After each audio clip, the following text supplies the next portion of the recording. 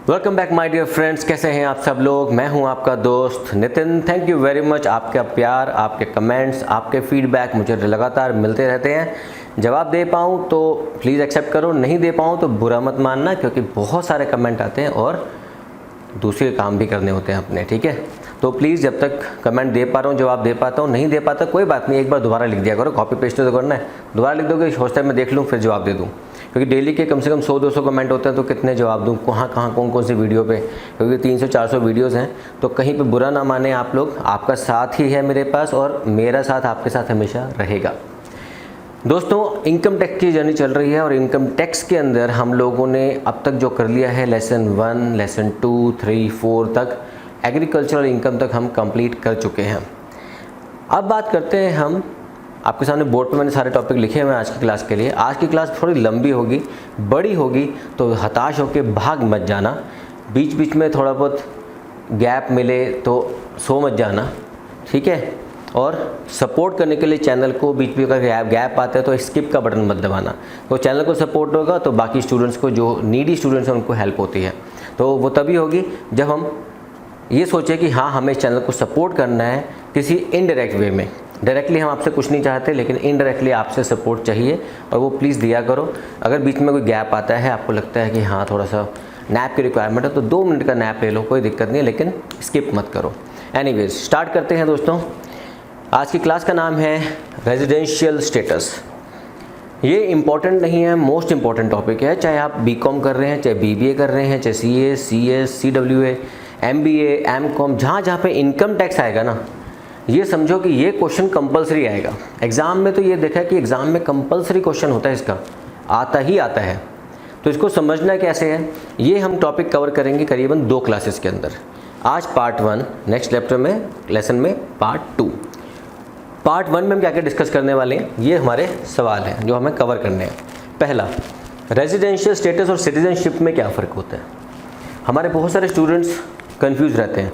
जब मैंने पहले ये वीडियो बनाई थी तो उस समय मैंने जल्दबाजी में थोड़ा जल्दी एक क्लास में 20 मिनट की क्लास में ख़त्म कर दिया था, लेकिन आज 20 मिनट नहीं, आज आपसे बहुत अच्छा टाइम चाहिए। इसीलिए बोल रहा हूँ ना, टाइम लगेगा, बीच में गैप आएगा, सो मत जाना, भाग मत जाना, स्किप मत करना, थोड़ा रेस्ट कर लेना, आपका भी भला हो जाएगा और चैनल का भला भी हो जाएगा। Start. Who is a resident. पहले क्वेश्चन ये होता है, रेजिडेंट होता कौन है, हम बात करेंगे इसके बारे में। Individual, HUF, AOP, BOI, firm, company, इन सब के लिए रेजिडेंशियल स्टेटस कैसे निकालते हैं, सब में फ़र्क क्या आएगा। व्हाट इज़ बेसिक कंडीशन, ये आपने सुना होगा, एक बेसिक कंडीशन का नाम सुना होगा। What is additional condition, 2 condition और होती हैं। और एक्सेप्शन टू एडिशनल कंडीशन, इस एडिशनल कंडीशन पे एक्सेप्शन क्या होती है। और फिर हम कुछ करेंगे एग्जाम्पल्स। तो आप खुद समझ सकते हो कि 7 टॉपिक कवर करने के लिए टाइम लगेगा, तो प्लीज़ बने रहिए। तो let's start with the first topic. First topic का नाम क्या है, इसको मैं ऐसे समझाता हूँ, इसमें बहुत ज़्यादा टेढ़ी मेढ़े काम नहीं है। रेजिडेंस और सिटीजनशिप में क्या फ़र्क होता है। आप हिंदुस्तानी हैं, आप हिंदुस्तान के सिटीज़न हैं। कोई इंसान जर्मनी से है तो जर्मनी का सिटीज़न है, कोई यूएस से है तो वो यूएस का सिटीज़न है। लेकिन हो सकता है कि इंडिया के लिए जब हम टैक्सेशन की बात करते हैं तो टैक्सेशन के लिए सिटीजनशिप को नहीं देखा जाता। टैक्सेशन के लिए सिटीजनशिप को हम नहीं देखते, टैक्सेशन के लिए हम देखते हैं उसके रेजिडेंशियल स्टेटस को। नाउ इसका मतलब क्या हुआ कि अगर हम रेजिडेंशियल स्टेटस के ऊपर जाएंगे तो एक फॉरेनर भी, एक जो फॉरेनर है, मतलब यूएस का सिटीजन जो है, वो इंडिया में रेजिडेंस हो सकता है। और जो हमारा इंडियन है वो नॉन रेजिडेंट हो सकता है। टैक्सेशन पॉइंट ऑफ व्यू से हम रेजिडेंशियल स्टेटस देखते हैं, सिटीजनशिप को नहीं देखते। आप बचपन में जहां पे पैदा हुए वहां के आप सिटीजन बन गए, लेकिन टैक्सेशन के पॉइंट ऑफ व्यू से आपका हम देखेंगे सिटीजनशिप नहीं देखेंगे, हम देखेंगे residential status in the previous year. अभी प्रीवियस ईयर क्यों देखना है, क्योंकि हम लोगों ने पिछली क्लास में हमने पहले पढ़ लिया है, एक होता है असेसमेंट ईयर, एक होता है प्रीवियस ईयर। असेसमेंट ईयर में हम बैठ के प्रीवियस ईयर की इनकम को एसेस करते हैं, तो हमें ये देखना है कि प्रीवियस ईयर में उसका रेजिडेंशियल स्टेटस क्या था, क्या वो रेजिडेंट था या वो नॉन रेजिडेंट था। अभी हम डिस्कस पूरा करते हैं। तो हम कभी भी ये नहीं बोले कि वो सिटीज़न था या वो सिटीज़न नहीं था। मजाक में जैसे मर्जी पढ़ाऊंगा, लेकिन याद रखिएगा जो लेक्चर पिछली बार पढ़ाया था वो भी बहुत अच्छा था, उसका लिंक भी नीचे है आपके पास, पूरी लिस्ट है 50 लेक्चर्स की, उसमें से एक है चैप्टर रेजिडेंशियल स्टेटस, बहुत प्यार मिला है, 2 लाख से ऊपर व्यूअर्स के ऊपर आज की डेट में, तो आप वो बरकरार रखिएगा इन वीडियोज़ के ऊपर भी।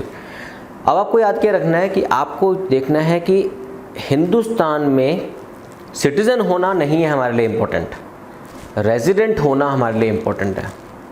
अब इसको हम कैसे समझेंगे? समझने का तरीका थोड़ा सा मजाकिया भी हो सकता है, थोड़ा सा अलग लैंग्वेज हो सकती है, लेकिन आप समझना वही जो हम कंडीशन पे फोकस करेंगे। तो ये वाला बात तो हमारा क्लियर हो गया, रेजिडेंस एंड सिटीजनशिप दोनों में फ़र्क होता है, एक नहीं होते। नाउ अभी सब हटा रहा हूँ मैं, ये टॉपिक आप नोट कर चुके होंगे अब तक शायद, जो हम पढ़ने वाले हैं आज। ये भी उठा देता हूँ। जब हम रेजिडेंशियल स्टेटस की बात करते हैं दोस्तों, तो इसके अंदर हमें याद रखना होता है कि ये 2 कैटेगरी में बटा होता है, एक रेजिडेंट, एक नॉन रेजिडेंट। ये बहुत ही आसान तरीके से बहुत धीरे धीरे पढ़ा रहा हूँ ताकि अब आपको समझ आए एक डिटेलिंग में। अच्छा, इसमें सेक्शन जो लागू होता है वो हम सेक्शन 6 यूज़ करते हैं। मैं सेक्शन ज़्यादा याद नहीं कराता हूँ क्योंकि बुक में लिखे ही हुए, तो मेरे से कॉन्सेप्ट समझ लो, सेक्शन वहाँ से भी याद कर सकते हो। रेजिडेंट और नॉन रेजिडेंट, इसमें भी 2 कैटेगरी होती है, एक सच्चा भारतीय, एक सच्चा भारतीय नहीं है, ऐसे नहीं, मैं समझाने का तरीका वही है। एक होता है ऑर्डिनरीली और एक होता है नॉट ऑर्डिनरीली।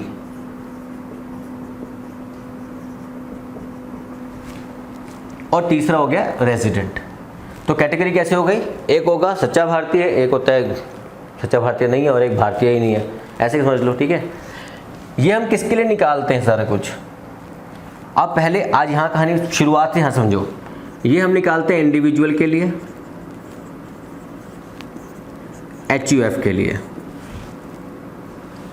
और एसोसिएशन ऑफ पर्सन के लिए, बॉडी ऑफ इंडिविजुअल के लिए, फर्म के लिए, कंपनी के लिए। अब एक चीज़ लिख रहा हूँ, इसको समझने बुक्स में लिखा नहीं होता। इंडिविजुअल नॉन रेजिडेंट हो सकता है और ऑर्डिनरी भी हो सकता है, नॉन रेजिडेंट भी हो सकता है। HUF तीनों हो सकता है।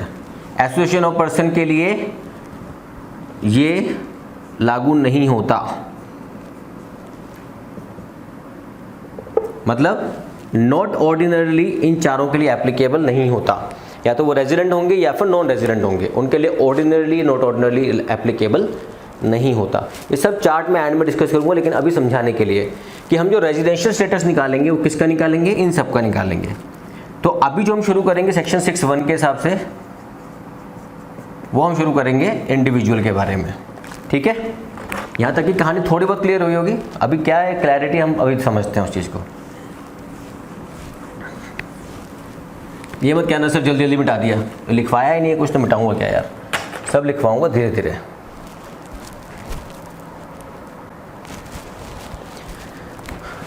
दोस्तों बात करते हैं इंडिविजुअल की।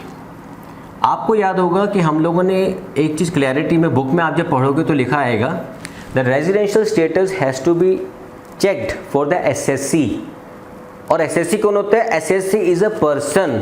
और पर्सन कौन होता है? जो हमने पहले पढ़ा था, पर्सन होता है individual, HUF, association of person, body of individuals, artificial judicial person, company, firm, ये सब हमारी एक पर्सन की कैटेगरी होती है। उन पर्सन में सबसे पहले कैटेगरी आती है हमारी इंडिविजुअल, जिसमें सारे की सारी दुनिया हमारी टिकी हुई है, आप, मैं, इंडिविजुअल है हम लोग। एक इंडिविजुअल के रेजिडेंशियल स्टेटस निकालने के लिए आपको याद रखना है कि इसमें 2 चीज़ें आपको निकालनी है, एक बेसिक कंडीशन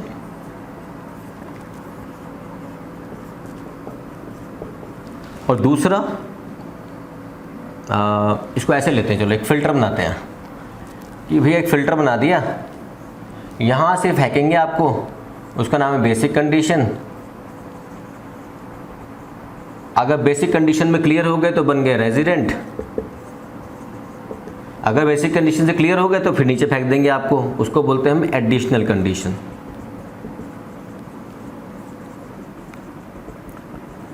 अगर ये भी क्लियर कर गए आप तो आप बन गए ऑर्डिनरीली रेजिडेंट। अभी क्या है क्या नहीं समझते हैं। हमने कहा कि भैया इंडिविजुअल मिस्टर, मिस और मिसेस, आपको याद है कैटेगरी होती है इनकी, जो हमारे मिस्टर, मिस, मिसेस, सेक्शन 6(1) पढ़ रहे हैं हम, अभी इसकी डिटेलिंग में नहीं जा रहा है कौन सा सेक्शन क्या नहीं है, सेक्शन 6(1) पढ़ रहे हैं। हमने कहा भैया पिछले साल आप हिंदुस्तान के रेजिडेंट थे, रेजिडेंट सिटीजन नहीं, रेजिडेंट थे या नहीं थे, ये डिपेंड करेगा कि आप बेसिक कंडीशन में से किसी 2 बेसिक कंडीशन में से किसी एक कंडीशन को फुलफिल कर दो। अगर आप मेरा पिछला लेक्चर समझेंगे तो उसको इस तरह समझाया था मैंने कि ये सोचिए कि आप एक पहलवान हैं और आपको रिंग में उतारा गया। हमने कहा भैया 2 पहलवानों में से अगर आपने एक पहलवान को मार दिया, फिर बोलता हूँ या है ये और नहीं है, अगर आपने 2 पहलवानों में से किसी एक पहलवान को मार दिया तो आप बन जाओगे भारतीय। अब भारतीय का मतलब प्लीज़, कुछ बच्चे ना नीचे पता नहीं कैसे वो एक ढूंढने आते हैं कमी क्या हुई, तो भारतीय, सर भारतीय क्यों बोला, नागरिक क्यों नहीं बोला ये, अरे यार सो कोई बात नहीं, भूल जाओ, भारतीय है या नहीं है। तो सच्चा अगर आप भारतीय बनना चाहते हो तो किसी एक पहलवान को मार दो। अब पहलवान का नाम क्या है? पहलवान का नाम है बेसिक कंडीशंस। इसमें 2 कंडीशन है, 1 और 2। Now how it is said? The residential status of an individual depends upon how he fulfills the basic conditions, number 1 or 2. If a person in the previous year fulfills any of the 2 basic conditions, any of the 2, अब पहली condition दूसरी condition क्या है? पहली condition ये होती है 182 days और मोर। इसको प्लीज मैं ऐसे लिखवाऊंगा, लैंग्वेज बोल रहा हूं। If a person has stayed in India in the previous year for 182 days और more, he will become resident of India. Resident मत लिख देना, रेजिडेंट ऑफ इंडिया, वो हिंदुस्तान का नागरिक बन जाएगा। Residential status will be 182 days और मोर, तो ही बिकम्स रेजिडेंट। किसने कहा नहीं नहीं नहीं मैं 182 days नहीं रहा, पिछले साल नहीं था, कोई बात नहीं, आपके लिए दूसरी कंडीशन है। अगर वो कहता नहीं मैं 182 days नहीं रहा, तो उसके लिए कंडीशन क्या होगी? 60 + 365। दोस्तों जैसे मैं बड़ा बड़ा लिख रहा हूँ ना, आप रजिस्टर के पेज पे ना बड़ा बड़ा लिखना, जैसे पेज खुलेगा फट 182 days याद आ गया, 60 + 365 याद आ गया। इसका मतलब क्या है? हमने कहा आप 182 days नहीं रुके, कोई बात नहीं। अगर आप पिछले साल प्रीवियस ईयर में आप 60 दिन रुक गए हिंदुस्तान में, और उसके पिछले 4 सालों में 4 years preceding the previous year, अभी सब एग्जाम्पल से करेंगे हम, आप 365 दिन टोटल रहे हैं, तो आप क्या बन जाओगे? भारत के रेजिडेंट, मतलब इंडियन रेजिडेंट बन जाओगे फॉर टैक्स पर्पस। समझ आ रहा है? अब इसका मीनिंग कैसे लेते हैं? ऐसे लेते हैं इसका मतलब, एग्जाम्पल के तौर पे तीसरा पेन भी निकालते हैं, कलरफुल बना देंगे इस चार्ट को पूरे को।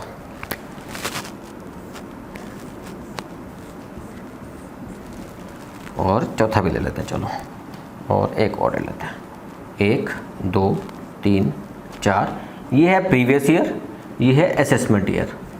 असेसमेंट ईयर लेते हैं 20-21, क्योंकि हमें पढ़ रहे हैं उसको।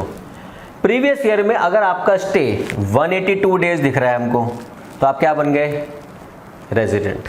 हमने कहा नहीं बन रहा सर, 182 days नहीं बन रहा, कोई नहीं, 17 दिन बन रहा है, 70 days बन गया, वेरी गुड। तो 70 का मतलब 60 days तो हो गया, वेरी गुड। अब पिछले 4 सालों में 1 2 3 4, मतलब ये था 19-20, ये था 18-19, ये था 17-18, ये है 16-17 और ये है 15-16।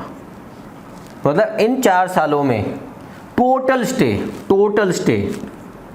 365 days अगर है या उससे ज़्यादा है, तो आप क्या बन जाओगे?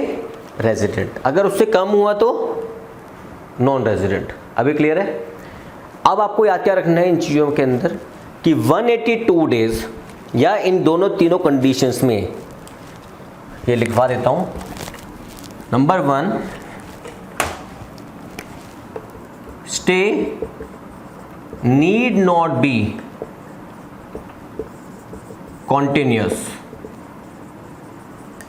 जरूरी नहीं है कि आप एक ही दिन रहो, एक साथ एट स्ट्रेच 182 दिन रहोगे, एट स्ट्रेच 365 दिन रहोगे, ऐसा नहीं है। आओ जाओ, फ्लाइट पकड़ो, वापस जाओ, आओ जाओ।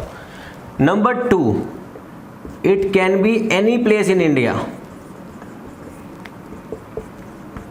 ये नहीं कि आपको दिल्ली में ही रहना पड़ेगा, ये नहीं कि आपको मुरादाबाद रहना पड़ेगा, ये नहीं कि आपको गोरखपुर रहना पड़ेगा, ये नहीं कि आपको लखनऊ में रहना पड़ेगा, ये नहीं कि आपको बिहार रहना पड़ेगा, ऐसा नहीं है। कहीं भी रहो हिंदुस्तान के अंदर अंदर।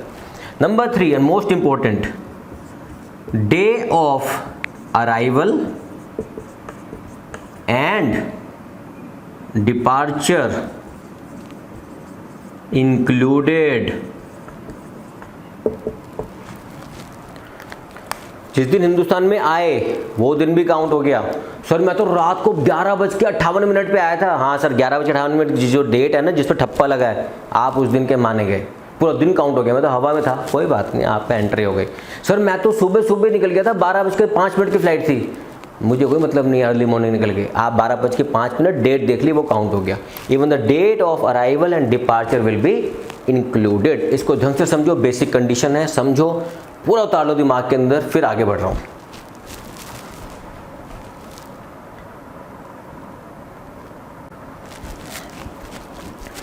हमने कहा सर तो कंडीशन क्या हो गई? पहली कंडीशन क्या थी? अब मैं छोटा लिख रहा हूं, 182 डेज की थी और 60 प्लस 365 डेज। अब आपने कहा कि सर बुक्स में ना एक्सेप्शंस लिखी हुई हैं, अभी बेसिक चल रहा है, एडिशनल नहीं चल रहा। हमने कहा एक्सेप्शन लिखी है, मतलब क्या है? एक्सेप्शन का मतलब ये होता है कि क्या कुछ ऐसी परिस्थितियां हो सकती हैं, क्या can there be some circumstances under which a person stays more than 60 days in India, लेकिन फिर भी वो रेजिडेंट ना माना जाए। अब मैं आपको समझाना चाहता हूँ जो बहुत इंपॉर्टेंट पार्ट है, उसका मतलब ये होता है, हम बात कर रहे हैं सिर्फ इस कंडीशन की। जब कभी भी क्वेश्चन आएगा exceptions to previous year, to the rule of 60 days, इसका मतलब यहां पे चेंज होगा, सिर्फ इस 60 डेज में चेंज करना है हमको। सिर्फ 2 सिचुएशन ऐसी होती हैं, 1 2 3 कंडीशन ऐसी होती है जहां पर हम सिर्फ एक ही कंडीशन देखते हैं, सिर्फ एक कंडीशन।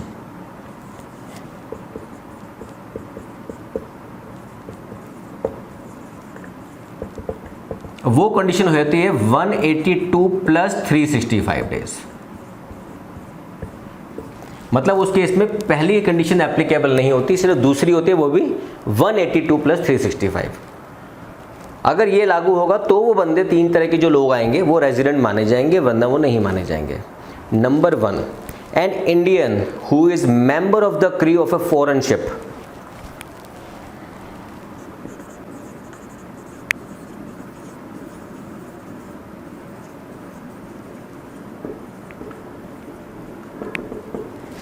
बाहर के किसी जहाज के ऊपर इंसान काम कर रहा है, क्रू का पार्ट है और उसके अंदर जाता रहता है, आता रहता है। अब डेफिनेटली शिप में है तो सारा दिन तो समुद्र में ही रहते हैं नॉर्मली, बाउंड्री कितनी टच करोगे आप। तो उनके लिए हमने रूल कहा कि सर 60 दिन तो हिंदुस्तान में आएगा ही ना इंसान वो। अब वो कहेगा मैं सारी ज़िंदगी तो बाहर कमाता हूँ और इंडिया आने के बाद मुझे पछतावा होता है, इंडिया आते ही मुझसे टैक्स ले लेते हो, मैं क्यों दूँ टैक्स यहाँ पे, मैं तो कमा वहाँ रहा हूँ। तो हमने कहा ठीक है, आपके लिए रूल 182 डेज़ का नहीं लेंगे हम, आपके लिए रूल 60 डेज़ का नहीं लेंगे हम, आपके लिए रूल लेंगे 182 प्लस 365। सिर्फ 182 नहीं, 182 प्लस 365 आपके लिए। सॉरी, हम उसके लिए एक ही रूल लिखेंगे, सॉरी इसका एक कंडीशन एक ही ले लो, सिर्फ हम उनके लिए रूल लेंगे 182 days in previous year.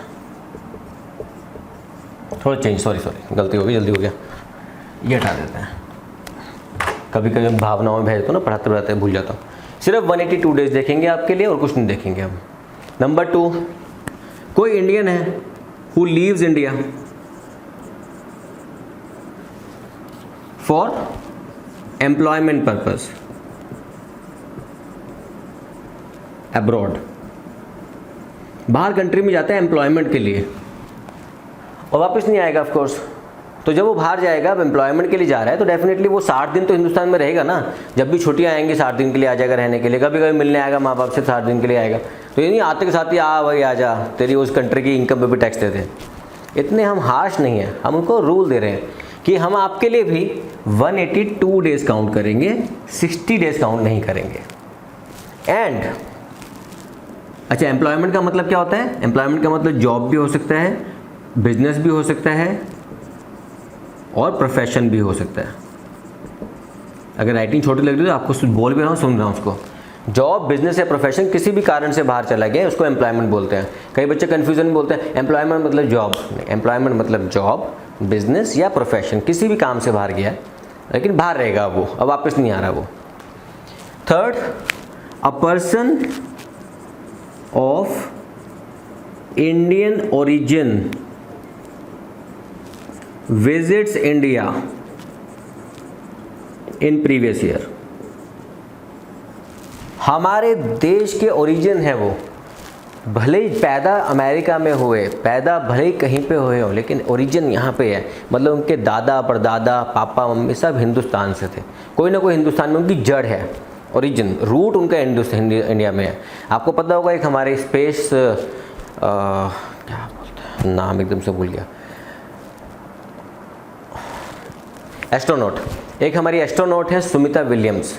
Sumita Williams is an Indian origin lady.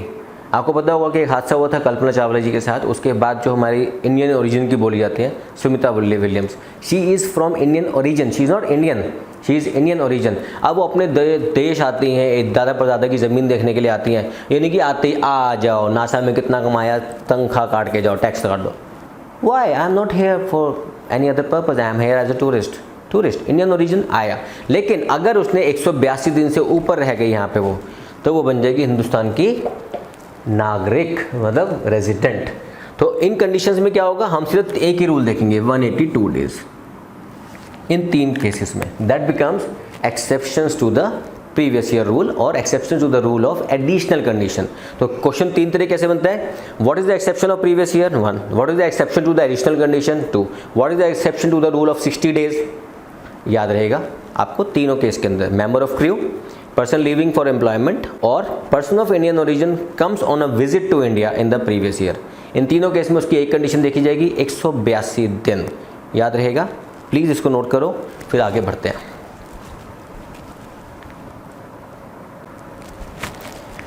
दोस्तों बढ़ते हैं आगे। इसका नाम है, अब हमारा जो एक इंडिविजुअल है वो बन चुका है रेजिडेंट। अब अगर बन चुके अब रेजिडेंट, तो अब आपको क्या चेक करना है, क्या आप ऑर्डिनरली रेजिडेंट हो या नॉट ऑर्डिनरली रेजिडेंट हो। ठीक है, एक बार इस चार्ट को देखो क्या कह रहा है ये। इस चार्ट में ये कह रहा है कि हमारे पास एक होता है असेसमेंट ईयर, जिसको बात करते हैं 2020 और 21। असेसमेंट का प्रीवियस ईयर कौन सा होगा, 19 और 20। तो इसका मतलब यहाँ पे खड़े होके हमने जब यहाँ पे देखा प्रीवियस ईयर में, तो चेक करा हमने सिर्फ बेसिक कंडीशन। ठीक है, तो कैसे देखा होगा, या तो 182 डेज देखा होगा यहाँ पे, या 60 + 365 देखा होगा, है ना, 4 साल में, या फिर 182 डेज देखा होगा, जो भी केस होगा। अब हमने कहा कि सर भारतीय तो आप बन गए, आपने 2 पहलवानों में से एक पहलवान को मार दिया। क्या नाम था पहलवानों का, 182 डेज या 60 + 365। एक्सेप्शन को भी इग्नोर करता हूँ। अब आप बन गए भारतीय, तो हमें देखना है आप सच्चे भारतीय हो या नहीं हो। उसके लिए आपको चेक करनी है एडिशनल कंडीशंस।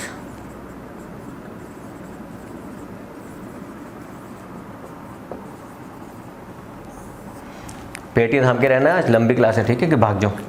एडिशनल कंडीशन में क्या आता है, हमने कहा एडिशनल कंडीशन का मतलब है आपको ये दोनों कंडीशन फुलफिल करनी है। एंड है, एंड यहाँ पे 2 कंडीशन आएंगी, ए और बी, और आपको दोनों फुलफिल करनी है।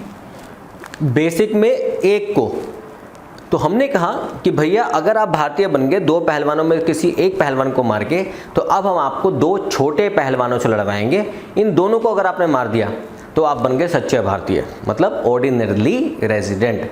कैसे निकलेगा, हमने कहा सर रूल याद रखना, इस तरह से करना है कि पिछले 10 सालों में, अब 10 साल कहाँ से, 4 साल तक यहाँ आ गए, 5, 6, 7, 8, 9, 10, 5, 6, 7, 8, 9, 10।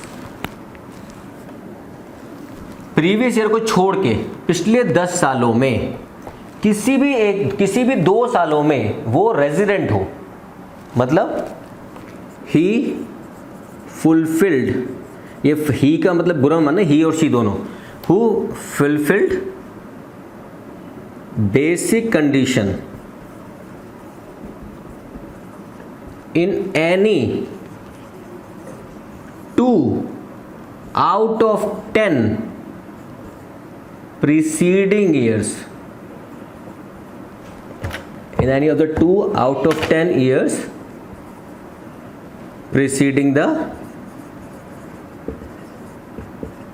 previous year। पिछले साल को छोड़ के पिछले 10 सालों में कभी भी उसने 2 बड़े पहलवान को मारा हो, मतलब 182 डेज प्लस या 60 प्लस 365 डेज या कुछ भी हो सकता है, it can be any, but you have to write properly in the chart कि कितने कितने दिन वो पिछले साल में रहा। तो अगर मैं आपसे एग्जांपल के तौर पर बात करूं, यहाँ पे वो रहा 40 दिन, यहाँ पे रहा वो 100 दिन, यहाँ पे रहा वो 200 दिन, यहाँ पे रहा वो 70 दिन, यहाँ पे रहा वो 80 दिन, यहाँ पे रहा 90, यहाँ पे रहा 200, यहाँ पे रहा, तो इसका मतलब अगर चेक करें अगर आप, तो किसी भी साल में चेक कर लो 182 डेज दिख रहा है कहीं पे? हाँ सर दिख रहा है ना, 1 2, तो ये तो सीधा दिख गया हमको कि सर हाँ 2 साल, पिछले 10 साल तक ना भी जाओ तो 2 साल में 182 डेज दिख रहा है, तो he become resident in 2 days 2 years. Sir नहीं होता तो चेक करो, यहाँ 60 डेज है तो 60 के बाद 1 2 3 4 365 दिन हो रहे हैं, वेरी गुड। यहाँ पे 60 डेज है, हाँ इन 60 डेज के बाद 1 2 3 यहाँ पे 100 दिन लगा लो, तो क्या इनमें 365 दिन से ऊपर है, तो एडिशनल कंडीशन फुलफिल हो गई, यस। तो अगर पिछले 2 साल में किसी भी 2 साल प्रीसीडिंग द प्रीवियस ईयर, इस साल को भूल जाना, इसलिए मैंने रेड कर दिया इसको भूल जाना, बाकी पिछले 10 सालों में किसी भी 2 साल उसने बेसिक कंडीशन फुलफिल करी हो। एंड यही नहीं, दूसरा एक और कंडीशन है, that his stay is 730 days और मोर in 7 years preceding the previous year। मतलब अब मैं कलरफुल इसलिए बना ताकि आपको याद रहे, इस साल को छोड़ दो, अब इन 7 सालों में उसका टोटल स्टे 730 दिन से ऊपर होना चाहिए। तो काउंट कर लो, 730 है, 300 8 7 15 450 200 700, ये हो गया 750 से ऊपर जा रहा है, मोर देन 730 डेज। तो अगर जा रहा है तो ही becomes resident but ordinarily resident. तो आपको याद क्या रखना है, 2/10 में से बेसिक कंडीशन और पिछले 7 सालों में 730 दिन उसका स्टे होना चाहिए। अगेन क्वेश्चन पूछता हूँ आपसे, क्या ये कंटिन्यूस होना चाहिए? नहीं। क्या ये किसी भी पर्टिकुलर जगह पे होना चाहिए? नहीं। चाहे आओ जाओ जाओ आओ, day of arrival day of departure will be included. आप आते रहो जाते रहो जाते रहो आते। मैं आज जर्मनी गया, आज मैं फ्रैंकफर्ट गया, आज मैं स्विट्ज़रलैंड गया, आज मैं ऑस्ट्रेलिया गया, आज मैं न्यूजीलैंड गया। वापस तो आ रहे हो ना, आ रहा हूँ जा रहा हूँ, आ रहा हूँ जा रहा हूँ, तो उसके दोनों दिन काउंट किए जाएंगे आने जाने के। नीड नॉट बी कंटिन्यूस, कभी भी हो सकता है इस साल रहा ही ना हो, इस साल था ही नहीं, 4th ईयर में हिंदुस्तान में नहीं था, कोई बात नहीं, हम पिछला देखेंगे, हम 10 साल और 7 साल देखेंगे, बस ये याद रखना है आपको, ठीक है। इसको नोट डाउन करो। तो अब इसको और अच्छे से समझते हैं। देखो मैंने आपके सामने छोटा चार्ट बनाया, ये किसी बुक में नहीं मिलेगा आपको, ये हर टीचर का पढ़ाने का तरीका अलग अलग होता है, मेरा भी अलग तरीका है, लेकिन आपको समझ आ जाएगा इससे। और तो हमारा जो इंडिविजुअल है, इंडिविजुअल कौन होता है? मिस्टर मिस मिसेस, मतलब जो हमारे इंसान के बच्चे हैं। 2 कंडीशन क्या होते हैं? Basic and additional. अब देखो मैं टिक मारना शुरू करूँगा, किस पर टिक मारा क्या बन जाएगा वो, तो स्टेटस क्या बन जाएगा उसका।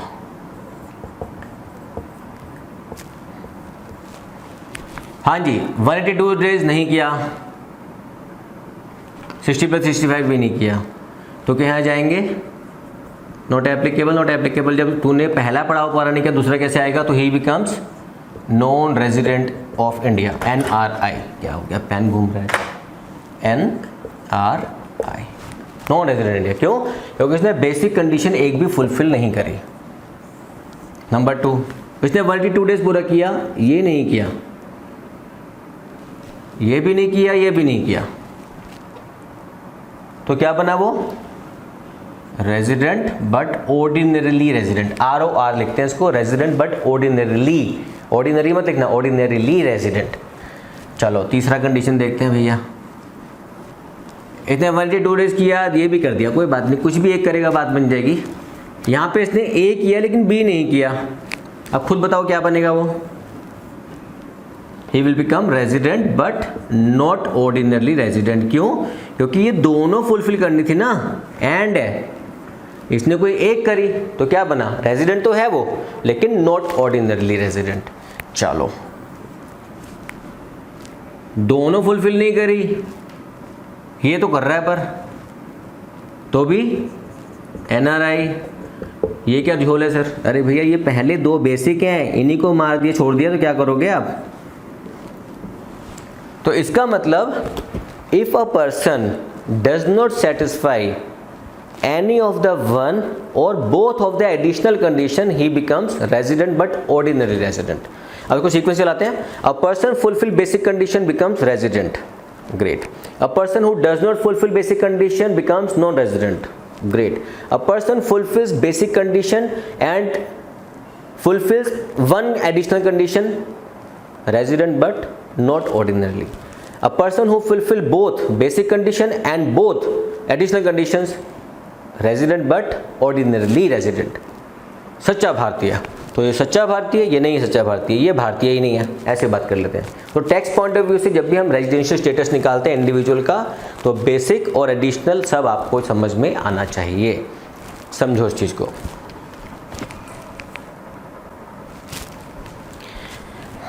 दोस्तों आपको अब तक समझ आ गया होगा, इंडिविजुअल की कहानी तो क्लियर हो गई होगी कि रेजिडेंशियल स्टेटस कैसे निकालना है, बेसिक कंडीशन क्या होती है, एडिशनल क्या होता है और इनका एक्सेप्शंस क्या होती है।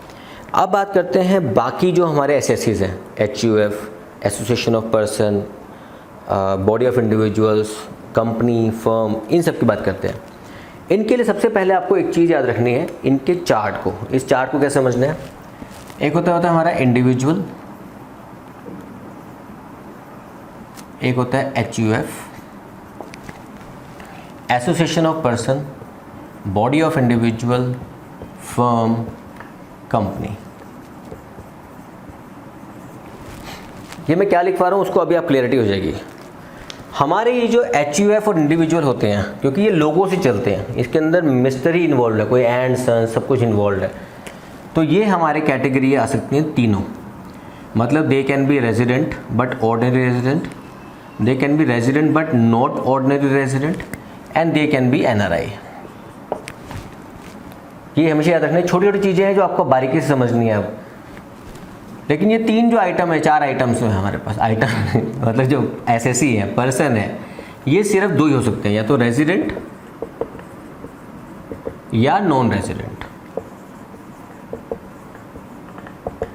मतलब ये नॉट ऑर्डिनरी कैटेगरी में नहीं आ सकते, ये याद रखना है आपको, क्योंकि छोटी छोटी चीज़ें अगर आप भूल जाओगे ना तो बहुत दिक्कत आएगी बाद में, ठीक है। चलो अब इसको समझने के लिए मैं इसमें से एक नाम हटाता हूँ, उसका नाम है इंडिविजुअल। उसकी कंडीशन आप कर चुके हैं पहले ही। HUF की कंडीशन बिल्कुल क्लियर है दोस्तों। अगर उसको रेजिडेंट बनना है तो आपने सिर्फ उसको चेक करना है कि पिछले साल उसका कंट्रोल और उसका मैनेजमेंट हिंदुस्तान में था या नहीं था।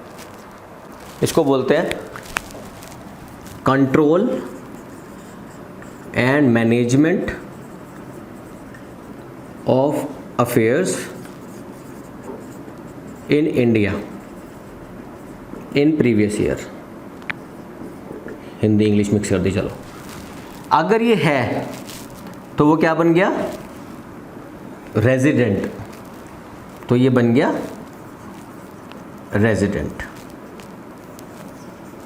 अब मज़े की बात ये है कि यही कंडीशन आपकी फर्म पे और एसोसिएशन ऑफ पर्सन पे भी एप्लीकेबल होती है।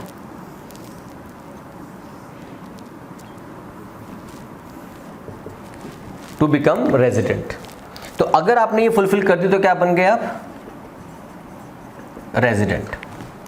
अब सिर्फ HUF के केस में याद रखने हैं, HUF में एक होता है कर्ता ये आपने बचपन में पढ़ा होगा कहीं ना कहीं, हिंदू अनडिवाइड फैमिली होती है, एंड सन्स वगैरह, उसमें एक मालिक होता है, तो करता होता है, मतलब जो सारे काम संभालता है, पूरे घर की निगरानी चौकीदारी सारे काम वही संभालता है, करता होता है वो। जो करता होता है, अगर कर्ता ने अगर एडिशनल कंडीशन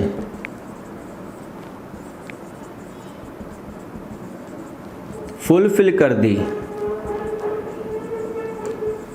तो वो बन जाएगा रेजिडेंट, बट ऑर्डिनरी रेजिडेंट। कौन बन जाएगा? HUF।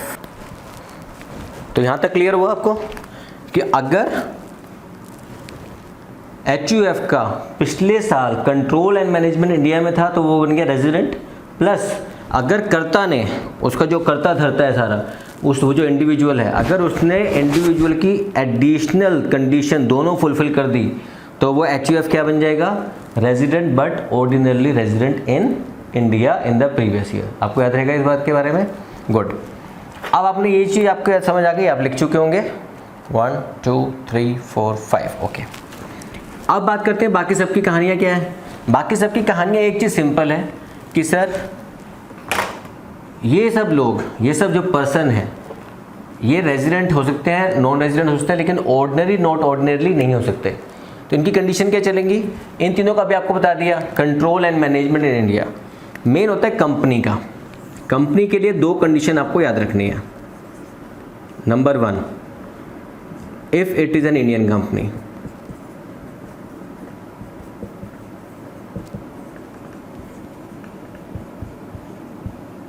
तो क्या बन गई? रेजिडेंट। नंबर 2, ये कोई भी, मतलब ये नहीं कि एंड है और है। नंबर 2 को लैंग्वेज पूरी पढ़ता हूँ। Its place of effective management in that year is in India. Place of effective management,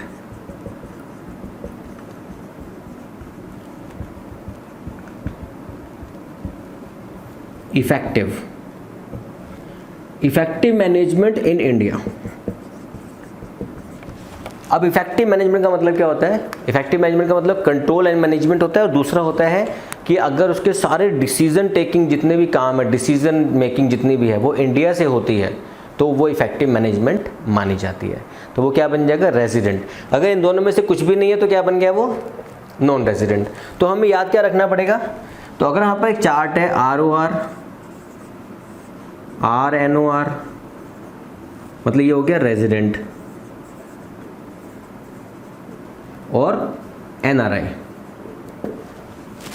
तो कैसे? इंडिविजुअल ये भी हो सकता है, ये भी हो सकता है, ये भी हो सकता है। HUF ये भी हो सकता है, ये भी हो सकता है, ये भी हो सकता है।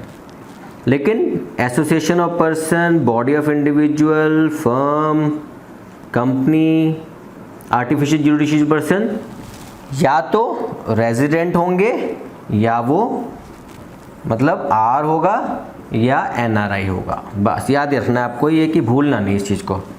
हमारे बहुत सारे स्टूडेंट्स गलती करते हैं एग्जाम में, सीरियसली कह रहा हूँ, और आप रियली सरप्राइज क्यों करते हैं पता नहीं, क्योंकि इतने सिंपल तरीके से समझा सकते हैं हम इस चीज़ को।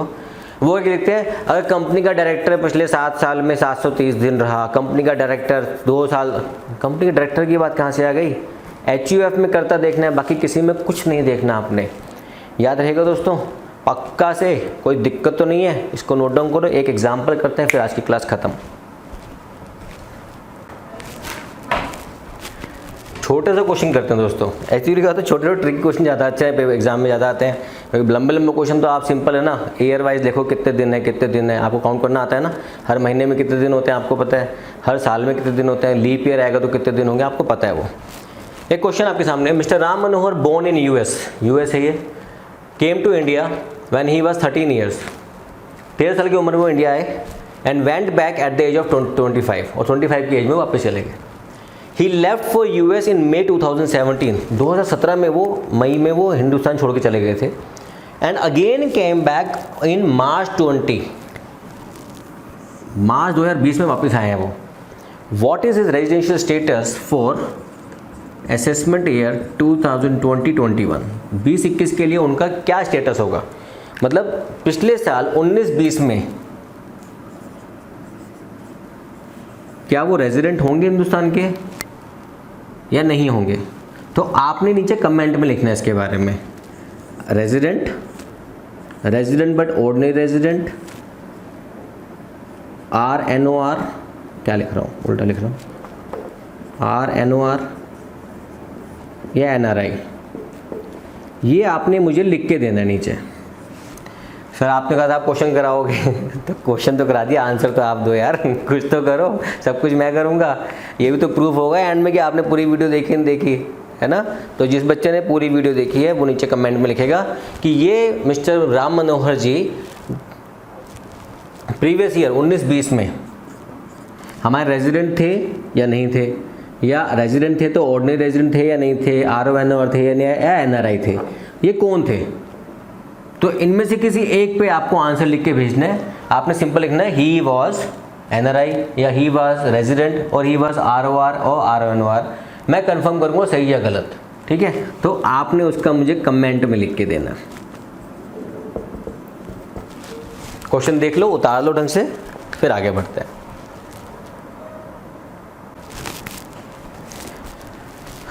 तो आज की क्लास यहाँ तक, थोड़ी लंबी क्लास चली होगी आज, मुझे लग रहा है कि 40-45 मिनट की क्लास गई होगी आपकी आज, और बीच में 2-4 बार आपको रेस्ट लेने का मौका मिला होगा। और आई होप कि उस रेस्ट में आपने अपना फ़र्ज़ निभाया होगा जो मैंने आपको बताया हुआ है कि जब जब वो रेस्ट आता है तो आपने रेस्ट करना है, अनरेस्ट नहीं होना कि जल्दी जल्दी कुछ बटन दबाने, जल्दी जल्दी बटन मत दबाना दोस्तों, उससे बड़ी हेल्प मिलती है, सपोर्ट मिलता है, क्योंकि इसके अलावा कोई ज़रिया नहीं है इस चैनल को सपोर्ट करने का। क्योंकि मेरा कोई उद्देश्य नहीं है कि मैं पेन ड्राइव में लेक्चर बेचूं या कुछ इस तरह से चीज़ें बेचूं अपने। ऑनलाइन लेक्चर क्लासेस होंगी तो कभी होंगी तो बता दूंगा, अभी फ़िलहाल कोई तरीका नहीं है। हाँ, शायद जुलाई मंथ में शायद 1 महीने के लिए मैं रेगुलर क्लास चालू करूँगा, लेकिन अभी भी गारंटी नहीं है। लेकिन अभी वो आपके लिए नहीं है, आपके लिए सब कुछ है, मैं हूँ आपके लिए। तो आपने सिर्फ इतना करना है, चैनल को सपोर्ट करने के लिए जो रेस्ट पीरियड आएगा उसमें अनरेस्ट नहीं करना, आपको थोड़ा पेशेंस रखना है। 2-4 मिनट आपकी ज़िंदगी के 2-4 मिनट शायद इस चैनल को अच्छा सपोर्ट कर पाएंगे और हम वो सारे रिसोर्सेज ला पाएंगे जो अपने लिए और पुअर बच्चों के लिए रिक्वायर्ड होते हैं। ऑलराइट, तो विद दैट जाते जाते मेरी फ़ीस जमा कर दो। चैनल अगर लेक्चर समझ आया तो लाइक, कमेंट अच्छा लिखना, दोस्तों को शेयर जरूर करते रहना। Alright, that is only my fees. Thank you very much, God bless you, bye bye.